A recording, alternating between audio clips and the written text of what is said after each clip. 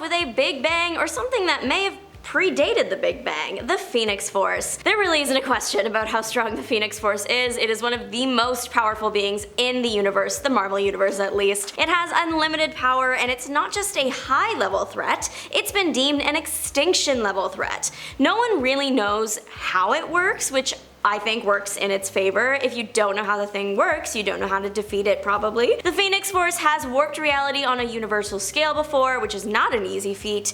The X-Men are definitely grateful the Force has taken a Jean Grey because otherwise a fight against it would be near impossible to win. Not to say they haven't fought it, they have, they just usually are fighting the Force when it is attached to Jean, so she can help like from the inside. The Phoenix Force in its usual state is neither good nor bad. It's when it became the Dark Phoenix that panic set in. Dark Phoenix was a villain, evil, craved destruction, it wasn't cute. Sabretooth is a toothache, persistent, annoying, and has the potential to be a bigger problem than you think. Victor Creed has been around forever. Not really, he was born in the 19th century, but with all the problems he has caused, it feels longer. Mainly, Sabretooth is focused on hurting Wolverine, but he does not discriminate, he will attack anybody. Sabretooth is very similar to Wolverine, some argue even stronger. One classifies him as a severe threat, I agree. He has an incredibly powerful healing factor and superhuman senses, claws are on each of his fingers and toes, and he has fangs. Pretty standard stuff when it comes to mutants honestly, but he becomes way more threatening when you take his life experience into account. He spent a lot of time over his long life training, working with multiple organizations including Hydra, the CIA, and Weapon X. He learned to fight, to track and hunt, to shoot accurately, manipulate and gaslight like it's an Olympic sport, and just overall sharpen his intellect. He was adamantiumed twice, the first time by Apocalypse and then the second by Weapon X. In a surprising turn of events, Professor X and Magneto accidentally created a merged persona. His name is Onslaught, and he is the worst. Onslaught was created after Magneto ripped the adamantium off Wolverine's bones, and Professor X kind of lost it and made Magneto catatonic. Turns out when that happened, Professor X absorbed Magneto's emotions, and then those merged with the darkness inside Professor X that he'd kept hidden away, and boom, we have Onslaught. Onslaught stayed hidden away for a long time. It was when Professor X's astral body was brought to the physical plane by Nate Gray that he was freed. Onslaught took over Professor X and attempted to get the X-Men to try and work against humanity. The X-Men were like, absolutely not. Onslaught got upset and started absorbing mutants and other powerful beings. It took the X-Men, Fantastic Four, and the Avengers to destroy Onslaught. It makes sense considering he had the powers of Magneto and Professor X in one body. Nathanial Essex has gone by many names and clones, but no matter which version is out there, he is a nuisance. Originally, he was a low-level threat, just a human scientist, but then he was genetically modified by Apocalypse. That's when he became Mr. Sinister. He was really focused on machines and accurately predicted that they would someday take over the world, so to combat this, he had the genius idea to create his own AI that would be better than all the other AIs. What could go wrong? Nathaniel wanted to become a Dominion, and that is the highest level of interstellar intelligence. Dominions exist outside of space and time, and they're basically gods. They are so strong that very few things are considered threats to them, the Phoenix Force being one actually. On Nathaniel's journey to reach this status, he created 3 clones of himself and 1 clone of his wife. One continued with Mr. Sinister, one would become Dr. Stasis, his third would be Orbis Stellaris, and his wife's would be Mother Righteous. Each clone had a purpose to investigate so that the necessary info could be gathered to turn Nathaniel into a Dominion. Each of these clones caused problems for the X-Men at some point too. Eventually Nathaniel did reach his goal and took on the title Enigma. Enigma has been kind of pulling the strings behind the scenes for a long time since it exists outside of space and time. For the most part, Enigma doesn't bother the X-Men too much, it's his clones that cause the most trouble. The Nimrod, that is Nimrod, caused quite a stir at the 3rd Hellfire Gala, left such a lasting impression that I had to include it. Nimrod is a type of sentinel, so there are multiple Nimrods out there. There was one in Days of Future Past, but this one right now is the one that attacked the Hellfire Gala. The head of Orchis, at the time of its creation, created this Nimrod from a place of grief after losing her husband. She placed her husband's consciousness into the robot's head, but then it got erased after an attack on the Orchis facility. Now this very powerful robot has no humanity in it, and it vows to put an end to mutants. So the robot is a bit messed up. The robot worked with an Omega Sentinel to trap and off Professor X. Then the robot worked with Orchis, the organization, which we will talk about in a second. That's when the Hellfire Gala was attacked. This was a brutal attack on mutants, Icemen, many new X-Men members, and Juggernaut did not make it out.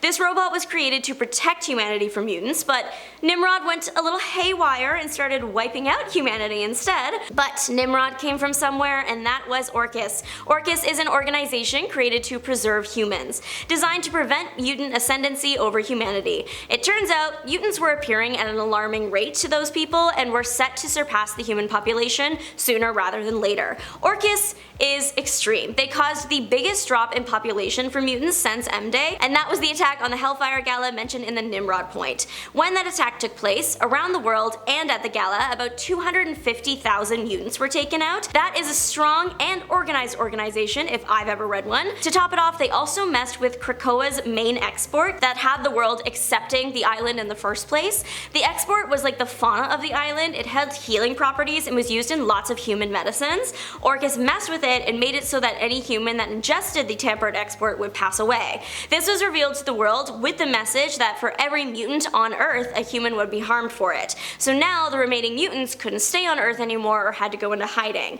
Thankfully, the remaining mutants were able to regroup and strike back, defeating the organization before all the life on Earth could be wiped out. Apocalypse has faced off against the X-Men, each time more harrowing than the last. He is pretty extreme in his thinking, believing very strongly in a survival of the fittest philosophy, which makes sense. He is the first of the second generation of mutant kind, so he is the fittest, and his life has just been one surviving horror after another. That doesn't excuse his behavior though. Apocalypse does have a job. He was employed by the Celestials to ensure evolution takes its natural course. With the job came some perks like getting enhanced with Celestial tech, making his already powerful form even more of a threat, even godlike. He would go into periods of hibernation so he could rest and then technically live longer. When he woke up in the modern age, his first order of business was to cause a major conflict between mutants and humans. Nap time is over, it is go time now. One thing about Apocalypse is that he is always moving forward, always literally evolving into the best, most powerful version of himself.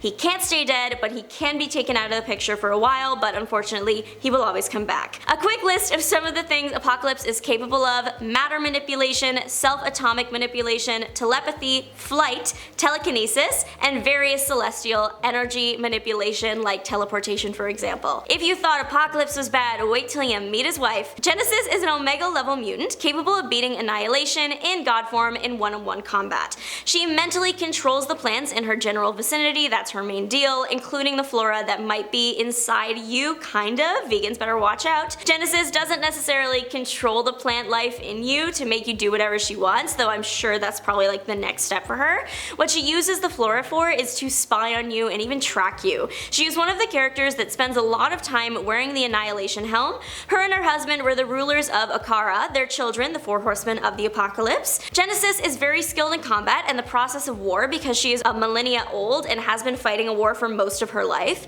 The one between Amenth demons and the mutants of her world, and that the X-Men eventually did get involved in too. I guess you could say she started out good, she was just fighting for her people after all, but when she defeated Annihilation and then had to take on his helm, she got corrupted, and that's when her true villain era started. That's when she started conquering places and starting new wars. She was only defeated when the golden helm was knocked from her head. So I've done all this yapping about Annihilation and his helm, but I have not yapped too much about him, so who is he? Annihilation is a dark god residing in the darker world known as Amenth. He rules demons. He is kind of like the Satan of his world. He is very old, he is so old, he has myths and legends about him. One such myth puts in perspective just how powerful this dark god is. It is said that Annihilation is the spirit of Amenth in physical form. Annihilation's energy lives in the golden helm of Annihilation. Those that wear it get possessed with his powerful spirit, and that's how he fought the X-Men. He did it through Genesis. Annihilation's influence is incredibly powerful. Apocalypse is one of the only known things that can hold him off, so this trio of Apocalypse, Genesis, Annihilation is kind of like rock, paper, scissors. Apocalypse beats Annihilation, Annihilation beats Genesis, and Genesis nemesis beats Apocalypse.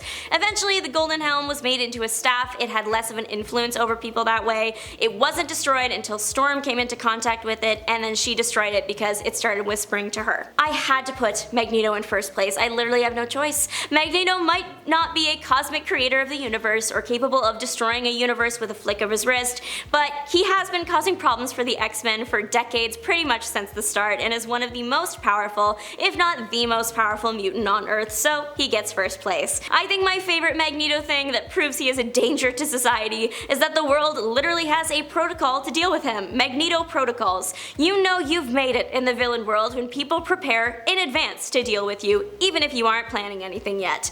Magneto also has a very personal stake in the game when it comes to fighting the X-Men and mutants. Him and Professor X were literally best friends. Having to incapacitate your best friend is a really hard thing to do. Plus, when you go to the root of why Magneto does what he does, his message is one that some people can agree on. His actions are just a bit extreme. So people might agree with his message and then get radicalized later. Magneto, with all the horrible things he has done, it could have been worse. His ability to control magnetism is not just metal and magnets for anyone new here. He controls magnetic fields too, which has numerous evil possibilities. We learned how far Magneto was willing to go for his cause when Magneto protocols were activated and he couldn't return to Earth. The combo of that and the X-Men coming after him made Magneto stop holding back, and he ripped the adamantium off Wolverine's skeleton. To make matters worse, Magneto is actually competent and smart. Hate it when your enemy actually knows what they're doing. The day Magneto permanently joined the X-Men on Krakoa was a good day indeed. Thanks so much for watching. Don't forget to like, subscribe, and make your mark on the comment section down below. This is Juliana signing off. Bye!